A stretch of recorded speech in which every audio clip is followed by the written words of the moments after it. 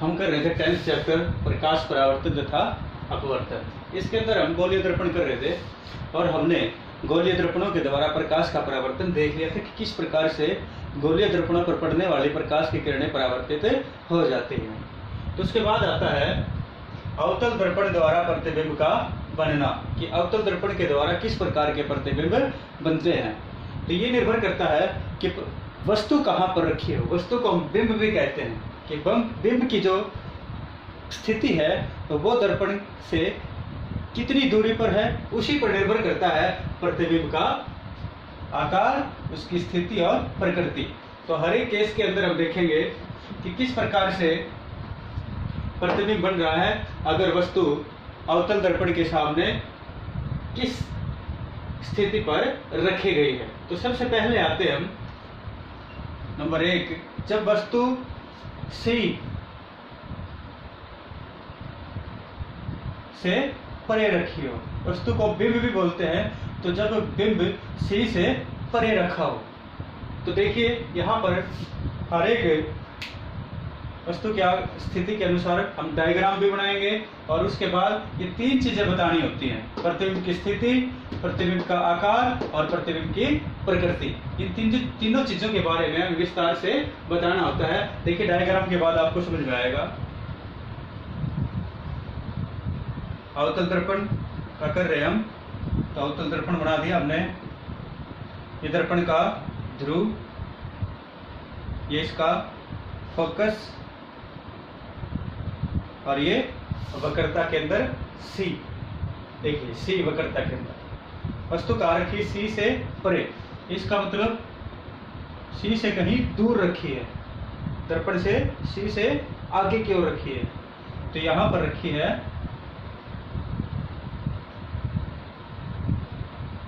वस्तु A P, इसको नाम दिया हमने। अब देखिए किस प्रकार से प्रकाश की किरणें जाएगी। सबसे पहले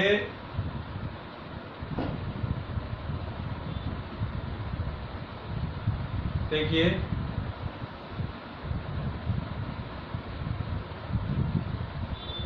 यहाँ पर ये दर्पण का मुख्य अक्ष है, इसके समांतर होकर प्रकाश की किरण दर्पण के ऊपर पड़ती। अब देखिए हमने पढ़ा था कि मुख्य अक्ष के समांतर होकर आने वाली प्रकाश की किरण परावर्तन के पश्चात फोकस से गुजरती है। तो ये कहां से गुजरेगी,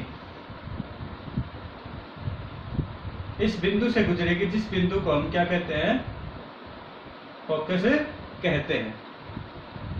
तो यह परावर्तन के पश्चात फोकस से होकर गुजरती है, इस बिंदु से फोकस से होकर गुजरती। दूसरी जो प्रकाश की किरण है वो आएगी वक्रता केंद्र से होकर। तो वक्रता केंद्र से होकर आने वाले प्रकाश की किरण दर्पण के ऊपर 90 डिग्री के कोण पर टकराती है, तो ये वापस लौट जाती है। ऐसे ही ये वापस लौट जाएगी इस प्रकार से। तो देखिए प्रतिबिंब कब बनता है, जब परावर्तित किरणें एक दूसरे से टकराती हैं। तो कहाँ टकराई, ये परावर्तित किरण थी जो फोकस से होकर आ रही है, और ये परावर्तित किरण थी जो वक्रता केंद्र से होकर आ रही, वापस लौट गई। ये यहाँ पर टकराती है, तो जहाँ पर टकराती है वहीं पर प्रतिबिंब बनता है। प्रतिबिंब को हमने A' और B' से दर्शा दिया।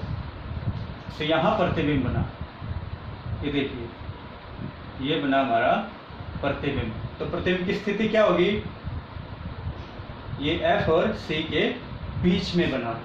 तो जब वस्तु C से परे रखी हो तो प्रतिबिंब की स्थिति क्या होगी, C और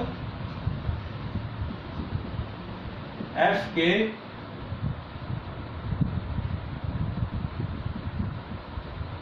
बीच। तो प्रतिबिंब कहाँ बनेगा, C और F के बीच में प्रतिबिंब बनेगा। प्रतिबिंब का आकार देखिए, वस्तु का आकार था, ये प्रतिबिंब का आकार है। वस्तु की तुलना में कैसा है, छोटा है। तो हम लिख सकते हैं वस्तु से छोटा प्रतिबिंब बनेगा। प्रतिबिंब की प्रकृति देखिए, प्रकृति निर्भर करती है कि वास्तव में परावर्तित किरणें टकराती हैं तो प्रतिबिंब होगा वो वास्तविक। तो यहाँ पर भी वास्तव में परावर्तित किरणें टकराने के बाद प्रतिबिंब बनता है। अब देखिए, ये प्रतिबिंब वस्तु थी, सीधी थी, यहाँ पर कैसा है, उल्टा। तो इसको हम यहीं पर प्रकृति में लिखेंगे कि उल्टा प्रतिबिंब बनता है। तो ये प्रतिबिंब की प्रकृति होगी वास्तविक और उल्टा। तो एक बार फिर से बताता हूँ आपको मैं, जब वस्तु सी से परे रखी हो तो डायग्राम बनेगा, प्रतिबिंब की जो स्थिति होगी सी और एफ के बीच होगी, वस्तु से छोटा होगा, वास्तविक और उल्टा होगा। ये था हमारा पहला केस। उसके बाद दूसरा देखिए, जब वस्तु सी और एफ के बीच रखी हो तो यहां पर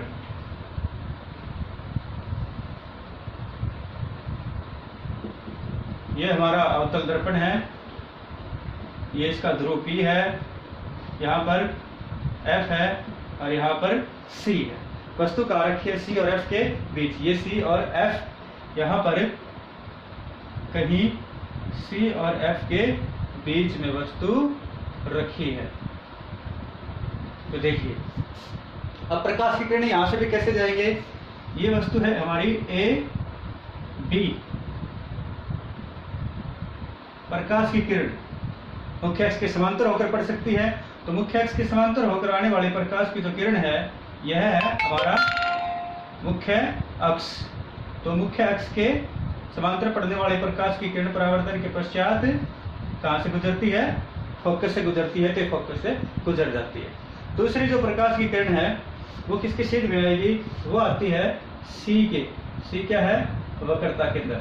तो वक्रता केंद्र के छेद से होती हुई दर्पण के ऊपर पड़ती है, तो ये वापस लौट जाएगी।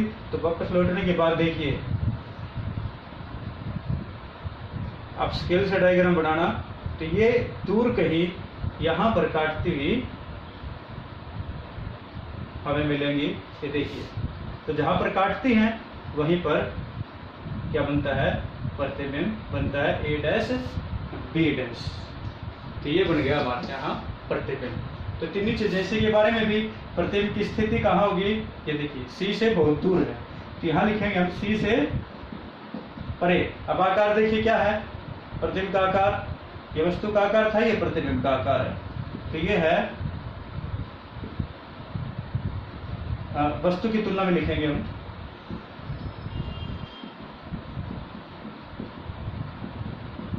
वस्तु से बड़ा, और प्रकृति वास्तव में टकरा रही है, तो प्रतिबिंब की प्रकृति होगी वास्तविक, और प्रतिबिंब कैसा है, उल्टा नजर आ रहा है, तो वास्तविक और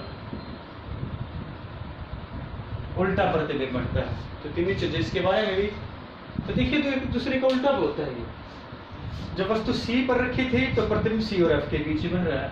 अब जब वस्तु C और F के बीच रखी है तो प्रतिबिंब C से परे बन रहा है। यहाँ पर छोटा था, यहाँ पर बड़ा प्रतिबिंब है, और प्रकृति वही रहेगी, वास्तविक और उल्टा, वास्तविक और उल्टा। तो ये दो केस थे। तीसरा और कर लेते हम।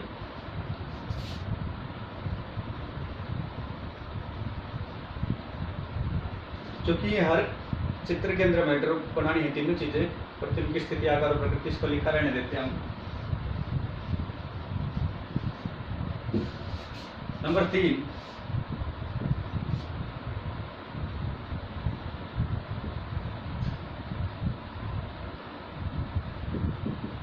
जब वस्तु अनंत पर रखी, देखिए अनंत क्या होता है, जिसका अंत ना हो, इसका मतलब बहुत ज्यादा दूर अनंत पर वस्तु रखी हुई है। तो देखिए, जब वस्तु अनंत पर रखी हो, अवतल दर्पण बना देते हैं हम, ये इसका ध्रुव P, ये F, ये C। तो जब वस्तु अनंत पर हो तो बहुत ज्यादा दूर होती है, जिसका अंत ना हो, अनंत पर तो इन्फिनिटी के ऊपर होती है। तो इन्फिनिटी से अनंत से आने वाले जो प्रकाश की किरणें होती हैं वो मुख्य अक्ष के समांतर होकर दर्पण के ऊपर पड़ती हैं। तो ये मुख्य अक्ष के समांतर होकर दर्पण पर पड़ती हैं।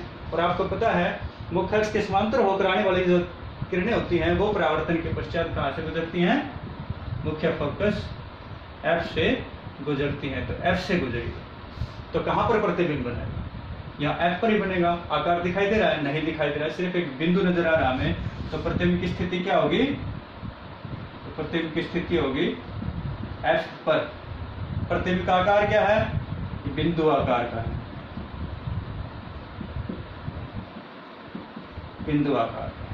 अब प्रतिबिंब की प्रकृति वास्तव में टकरा रही है किरणें, तो ये हो गया ऐसा वास्तविक, और जो प्रतिबिंब वास्तविक होता है ध्यान रखना वह हमेशा उल्टा बनता है। तो प्रतिबिंब की प्रकृति होगी वास्तविक और उल्टा। तो तीसरा केस, जब वस्तु अनंत पर रखी हो तो प्रतिबिंब कहाँ बनेगा, फोकस पर बनेगा। प्रतिबिंब का आकार बिंदु आकार, प्रतिबिंब की प्रकृति वास्तविक और उल्टा। आप अपने कॉपी के अंदर इसी प्रकार से लिखेंगे, राइट साइड में डायग्राम ड्रा करोगे और उसके सामने ये तीनों चीजें, प्रतिबिंब की स्थिति, प्रतिबिंब का आकार और प्रतिबिंब की प्रकृति है, हर एक डायग्राम के लिए, हर एक केस के लिए लिखोगे। अभी फिलहाल आप ये तीन चीजें जो अवतल दर्पण के द्वारा प्रतिबिंब का बनना है ये करोगे। Thank you.